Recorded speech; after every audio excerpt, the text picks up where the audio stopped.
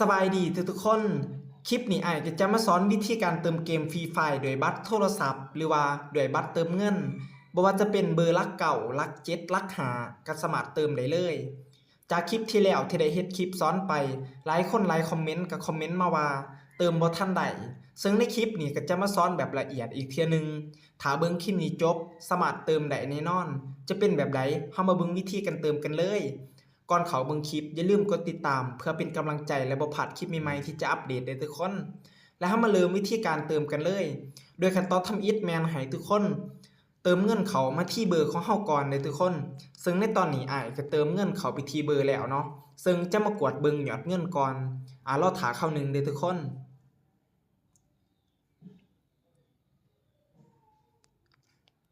แล้วเฮามาเบิ่งยอดเงินนะทุกคนซึ่งในตอนนี้แมนยอดเงินก็จะอยู่ที่นะทุกคน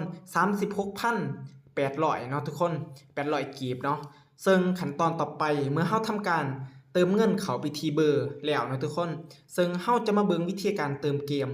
ก็คือขั้นตอนทำอิฐให้ทุกคนกดเข้าไปที่ Google เนาะให้เฮากดเข้ามาที่ Google และขั้นตอนต่อไปแม่นให้ทุกคนกดเข้าไปที่คำว่าค้นหาและต่อไปแมนให้ทุกคนพิมพ์คำว่า Koda Shop เลยทุกคนแล้วกดค้นหาแบบนี้เลยมันก็จะขึ้น Koda Shop ประเทศลาวเนาะซึ่งขั้นตอนต่อไปแมนให้ทุกคนกดเข้าไปที่ Koda Shop ประเทศลาวเราถาเข้าหนึ่งเลยทุกคนแล้วมันก็จะเข้ามาสู่หน้านี้เนาะและขั้นตอนต่อไปแมนให้ทุกคนเรียนลงมาเนาะและหาคำว่าฟรีไฟล์เลยทุกคนซึ่งเฮาจะเติมฟรีไฟล์ก็ให้ทุกคนกดเข้าไปที่คำว่าฟรีไฟล์แบบนี้เลยเราถาเข้าหนึ่งแล้วมันก็จะเข้ามาสู่หน้านี้นะทุกคนซึ่งมันจะให้เฮาเติมมีหลายราคาเด้อทุกคนเริ่มต้นอยู่ที่50กะลีนา100กะลีนา140แล้วก็200กะลีนาเด้อทุกคนซึ่งจะมาเติม50กะลีนาเนาะให้ทุกคนกดติ๊กไปที่50กะลีนาให้มันเป็นขอบสีฟ้าแบบนี้เด้อทุกคนและให้ทุกคนเลื่อนลงมาเนาะแล้วเข้ามาเบิ่งราคาเด้อทุกคนซึ่งสำหรับบัตรลักเก่านะทุกคนหรือว่าเบอร์ลักเก่า50กะลีนาเนาะก็จะอยู่ที่ 36,700 กีบเด้อทุกคนสำหรับเบอร์ลัก7ลักหาก็จะอยู่ที่ 35,000 กีบซึ่งแนะนำเลยทุกคนให้เติมผ่านเบอร์ลักหาหรือว่าลัก7จะคุ้มกว่าบัตรลักเก่าเด้อในเมื่อเราทำการเลือก50กะลีนาแบบนี้แล้วนะทุกคนขั้นตอนต่อไปให้ทุกคนเลื่อนลงมากดไปทีนะทุกคนถ้าเฮาเติมผ่านเบอร์ลักเก่ากดไปที Unitel ถ้าสำหรับไผที่เติมบัตรลักหาหรือว่าลัก7ก็กดไปทีสำระด้วยเบอร์ลักหาหรือว่าลัก7นะทุกคนซึ่งจะเติมผ่านเบอร์ลักเก่าเนาะก็กดไปที Unitel แบบนี้นะทุกคนและขั้นตอนต่อไปแม่นให้ทุกคนเรียนลงมาเนาะและจะเป็นการใส่อีเมลนะทุกคนซึ่งในขั้นตอนนี้นะทุกคนหลายๆคนบ่ฮู้จะใส่อีเมลนะทุกคนซึ่งบ่มีอีเมลจะใส่หรือว่าบ่ฮู้จักว่าสิเอาอีเมลแต่ใส่มาใส่เด้อทุกคนซึ่งได้สร้างอีเมลไว้ให้แล้วนะทุกคนเฮาสามารถ copy อีเมลของนำไปใส่ได้เลยนะทุกคนบ่เป็นหยังเนาะเมื่อเฮาใส่อีเมลแล้วให้ทุกคนเลื่อนลงมาให้เฮาทำการเลื่อนลงมาแล้วก็กดเข้าไปที่คำว่าซื้อตอนนี้นะทุกคนกดไปเลยรอท่าเข้าหนึ่งนะทุกคนให้เฮาทำการรอถาเข้าหนึ่งและมันก็จะเข้ามาสู่หน้านี้เด้อทุกคนขั้นตอนต่อไปแมนมันจะให้เฮาใส่เบอร์โทรศัพท์นะทุกคนขั้นตอนนี้แมนเฮาจะใส่เบอร์โทรศัพท์อย่างเด้อทุกคนแมนจะเป็นเบอร์โทรศัพท์ของเฮาเองให้ทุกคนนำเอาเบอร์โทรศัพท์ของตัวเองใส่เด้อทุกคนในเมื่อเฮานำเอาเบอร์โทรศัพท์ของเฮาเองใส่แล้ว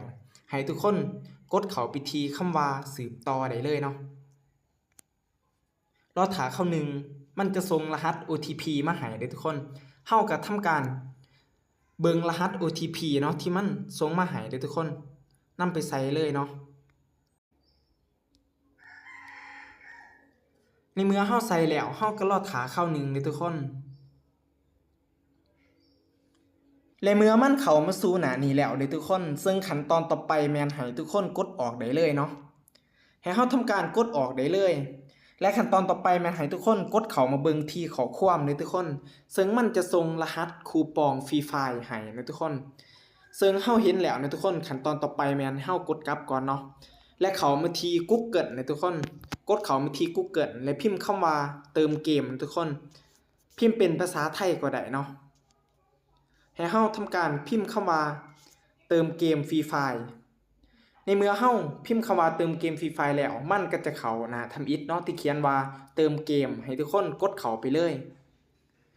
และมันจะเข้ามาสู่ขั้นตอนนี้เลยและขั้นตอนต่อไปแม่นให้เฮากดเข้าไปที่คำว่า Free Fire ซึ่งเฮาเติม Free Fire ให้เฮากดเลือก Free Fire แล้วก็เลื่อนลงมาขั้นตอนต่อไปแม่นให้ทุกคนนำเอา ID เกมของเฮามาวางใส่ได้เลยเนาะซึ่งให้เฮากดเข้าไปที่ ID เกมและขั้นตอนต่อไปให้ไปเอา ID เกมเนาะเฮากดกลับก่อนมาที่เกมนะทุกคนซึ่งนำเอา ID เกมของเฮาหรือว่าคัดลอก ID เกมและมาวางใส่เด้อทุกคนมาวางใส่ ID เนาะแบบนี้เลยและขั้นตอนต่อไปแม่นให้ทุกคนกดเข้าไปที่คำว่าเข้าสู่ระบบแบบนี้เลยและขั้นตอนต่อไปแม่นให้ทุกคนกดเข้าไปที่คำว่าบัตรเติมเงินกาลีนาเนาะซึ่งเปลี่ยนจากสื่อเป็นบัตรเติมเงินแบบนี้เลยและขั้นตอนสุดท้ายที่เฮาจะเฮ็ดก็คือให้ทุกคนเลื่อนลงมาและกรอกรหัสใส่เนาะจะเป็นรหัสบัตรเติมเงินกาลีนาที่มันส่งมาจากข้อความให้เฮาทำการกดออกเนาะแล้วก็กดเข้าไปที่ข้อความเด้อทุกคนแล้วก็กดมาคัดลอกเอารหัสจะเป็นหลายๆตัวเลขเด้อทุกคนที่อยู่ลุมเนาะให้เฮากดคัดลอกก็ได้เนาะแล้วก็กดกลับไปวางใส่ได้เลยให้เฮาทำการวางใส่แบบนี้เลยและขั้นตอนต่อไปขั้นตอนสุดท้ายให้ทุกคนกดเข้าไปที่คำว่ายืนยันเนาะแล้วรอท่าเข้านึงเด้อทุกคนซึ่งเติมเงินสำเร็จแล้วนะทุกคนก็แสดงว่าเฮาเติมเกม Free Fire สำเร็จแล้วเพียงเท่านี้ก็เป็นที่สำเร็จในการเติมเกมเนาะและให้เฮาทำการกดเข้าไปเบิ่งที่เกมเนาะให้เฮาทำการกดเข้ามาเบิ่งที่เกมก็จะได้แล้วนะทุกคน